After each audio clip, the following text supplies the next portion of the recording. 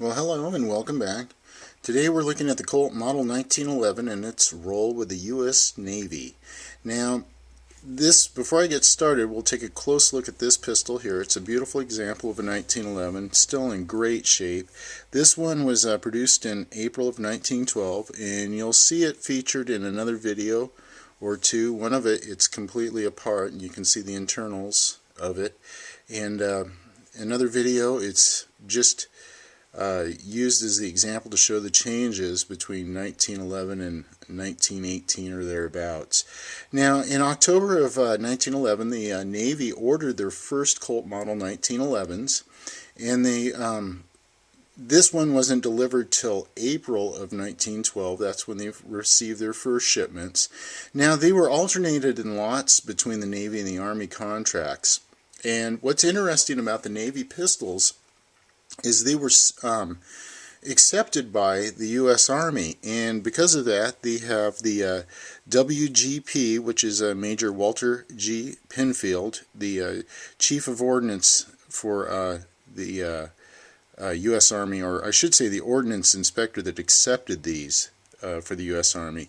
And what's odd about this is the U.S. Army, because they were accepting for the Navy, billed the Navy 47 cents per pistol for their time inspecting their pistols.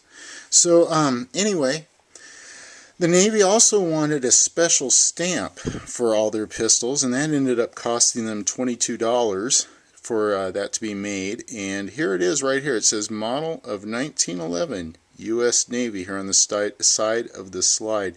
Now, there was only 15,037 of these that were marked with that stamp, and all of these were made by Colt. Now, Springfield Armory didn't make any of these because one of the reasons was they didn't have the required U.S. Navy stamp. So anyway, most of these shipped to the U.S. Navy yards in Brooklyn, New York, and then they were allocated to the different ships, and they allocated them in 100 per battleship, 72 per destroyer, 48 per transport, and 15 per supply ship, and 10 per oiler. Now, eventually, after the 15,037 marked U.S. Navy, they also received the other ones marked U.S. Army, and so some of the ones that were accepted to the Navy will be marked with U.S. Army, but you have to know the serial number to know where it was shipped to. So anyway, the Navy never really had its demands for the pistol met during World War I.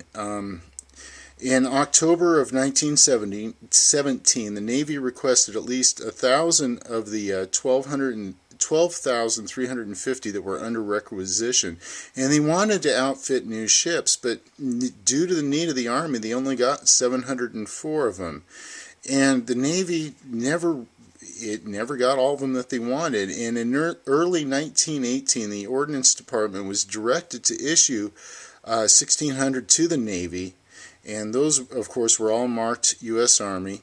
And in early of 1918, to meet the requirements of the Navy encouraged UMC Remington to develop their .45. The Navy had stated that it was superior to the Colt and that it had been proven in a test, but it was never authorized, and the Army assured that the Chief of Ordnance that it could satisfy the Navy's needs. And besides, at that time, Remington UMC was under contract to produce the 1911s. Now, in March 8th of 1918, the Navy requested more pistols, but was denied due to the need of the Army. And I've got a quote here that's rather interesting. He said, the declination of the Ordnance Department to furnish pistols to the United States Navy at the present time was based on the knowledge of General Pershing's needs. Unless higher authority decides that the needs of the U.S. Navy for pistols should have precedence over the needs of General Pershing's, the Ordnance Department has no alternative but to limit the issue of all pistols obtainable by it to the American Expeditionary Force. Well, in April of 1918, a higher authority, the War Industry Boards, approved a schedule of deliveries, but it was not strictly followed, and approximately 7,700 pistols were delivered, but at least once the Navy exchanged the pistols for revolvers at the Army's request. So the Navy ended up with a lot of revolvers. The Smith & Wesson Model 1917 revolver was one of them, and then there was an assorted bunch of other pistols.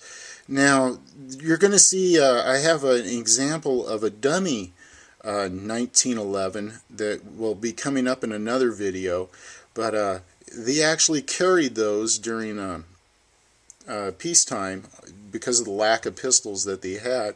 But there's some of the things that the U.S. Navy went through on these early pistols, and you can see this one is still a beautiful example. The finish on this one's great, and just a nice example of an early 1911. So I hope you've enjoyed this video and the role that the U.S. Navy had with the 1911, and some of the historical notes that go along with it. So anyway, thanks for tuning in. Hope you enjoyed the video, and have a great day.